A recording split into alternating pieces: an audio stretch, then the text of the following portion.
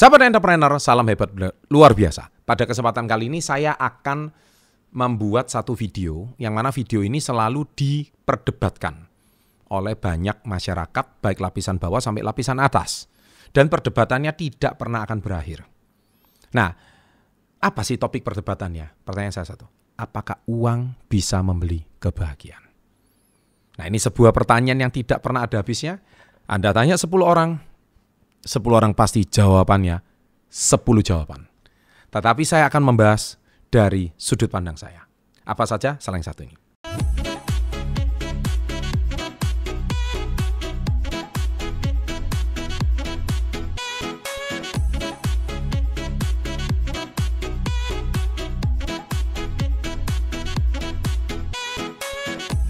Welcome to Success Before 30 Business and Financial Mentoring. Nah, sebelum saya membahas konten ini lebih lanjut dan lebih jauh, Anda perlu tahu dulu, saya mau mengajak Anda untuk mengetahui dulu apa itu definisi kebahagiaan. Karena setiap orang definisi kebahagiaan beda-beda. Kalau Anda tanya sama anak kecil, apa definisi kebahagiaan? Definisi kebahagiaan bagi dia adalah kalau dia dibelikan ice cream sama orang tuanya. Kalau Anda tanya sama seorang anak SD, apa definisi kebahagiaan bagi dia? Apabila dia nanti dibelikan game baru sama orang tuanya. Kalau Anda tanya sama anak-anak SMP, apa itu definisi kebahagiaan? Definisi kebahagiaan bagi dia adalah ketika dia hari ini bisa bermain-main bersama teman-temannya tanpa diganggu waktu. Tapi kalau Anda tanya definisi kebahagiaan bagi anak-anak SMA atau anak-anak kuliah, apa definisi kebahagiaan? Kalau dia hari ini itu bisa pameran iPhone kepada teman-temannya. Jadi definisi kebahagiaan setiap orang itu berbeda-beda. Nah, nanti ketika dia sudah bekerja menjadi seorang karyawan atau meniti karir, apa definisi kebahagiaan bagi dia? Definisi kebahagiaan adalah hari itu dia diterima bekerja. Dan dia mengalami kenaikan gaji, dia mengalami promosi jabatan. Jadi definisi kebahagiaan setiap orang berbeda-beda. Mungkin bagi orang yang sedang sakit, definisi kebahagiaannya adalah bagaimana caranya saya bisa ketemu dokter dan saya sembuh dari penyakit ini sesegera mungkin. Jadi definisi kebahagiaan setiap orang itu sangat berbeda-beda. Nah, pertanyaan saya adalah apakah uang bisa membeli kebahagiaan? Jawaban saya kalau dari versi saya jelas bisa. Sangat munafik kalau Anda bilang uang tidak bisa membeli kebahagiaan. Loh Pak, uang kan nggak dibawa mati. Loh Pak, uang kan hari ini ketika kita meninggal nanti kan tidak bisa kita pakai. Bagi saya lebih baik hari ini menangis di Rolls Royce daripada menangis di rumah yang masih kontrakannya nunggak 3 bulan. You know what I mean? Ketika Anda naik bisnis kelas, memang sih ada pendapat filosof yang ngomong, ketika Anda hari ini pakai jam tangan Rolex ataupun jam tangan Richard Mille, sama Anda pakai jam tangan biasa saja, yang harganya 200.000, memang 2 jam tangan itu, tapi kalau dia menunjukkan waktu yang sama, yang penting fungsinya kan adalah waktu. Tetapi, kalau Anda beli jam tangan Rolex, kalau dijual kembali harganya bisa lebih mahal. Kalau Anda beli jam tangan yang 250.000 dijual kembali nggak ada harganya. Jadi kalau memang definisinya adalah nilai investasi, jawabannya benar. Tapi kalau definisinya itu cuma menunjukkan waktu, juga tidak ada yang salah. Jadi Anda mau lihat dari sudut pandang yang mana terlebih dahulu. Sama juga, di konten sebelumnya saya membahas tentang benefit cost. Saya kalau misalkan mau terbang ke bandara, ada pihak protokoler bandara yang biasanya melayani saya. Saya kalau naik pesawat, biasanya saya naik business class.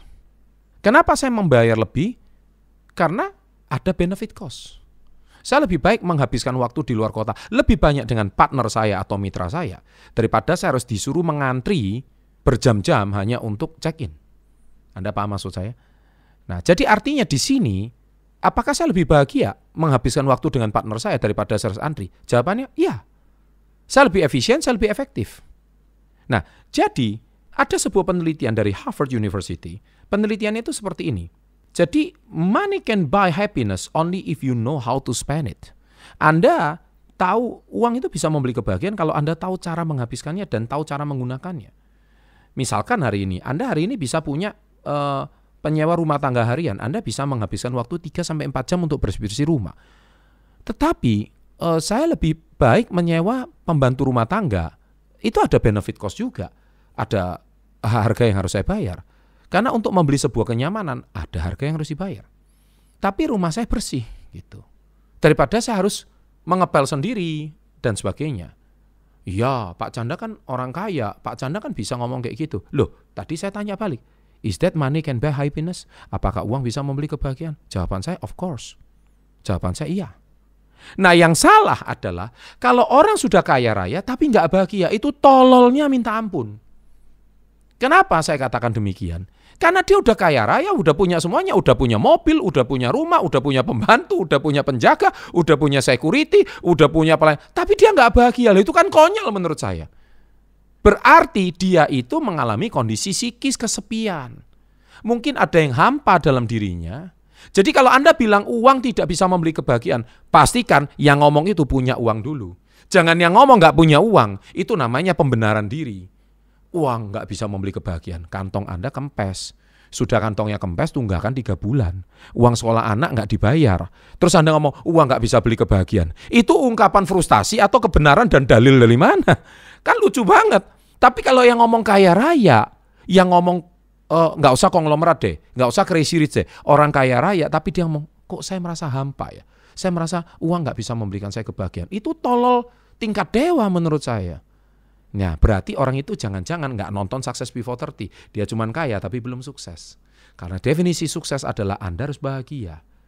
Jadi definisi bagi saya, bahagia itu ukurannya itu cuman di rasa syukur dan rasa cukup. Ingat kata-kata saya, ulangi kata-kata saya di menit keberapa ini. Ukuran kebahagiaan adalah rasa syukur dan rasa cukup. Orang yang nggak bahagia karena tidak pernah merasa cukup.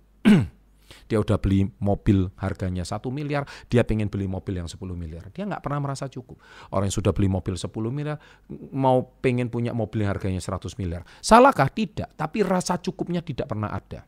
Dan dia tidak pernah bahagia. Ketika dia sudah merasakan rasa cukup, dia akan bahagia. Karena rasa bahagia itu adalah ketika Anda merasa cukup.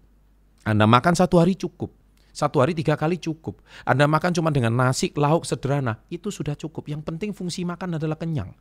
Anda mau makan yang hari ini 1 kotak 10.000 dengan makan sekali makan 30 juta. Rasanya sama, kepuasannya sama, nikmatnya sama.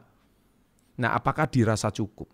Dan juga lagi, apakah Anda punya rasa bahagia, rasa syukur? Jadi ukuran kebahagiaan itu dirasa syukur.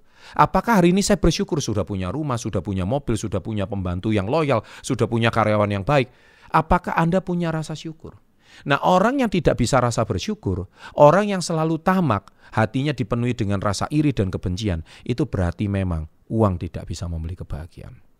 Nah, jadi definisi saya, uang bisa membeli kebahagiaan asal punya 2 rasa, rasa syukur dan rasa cukup. Catat itu baik-baik di video kali ini.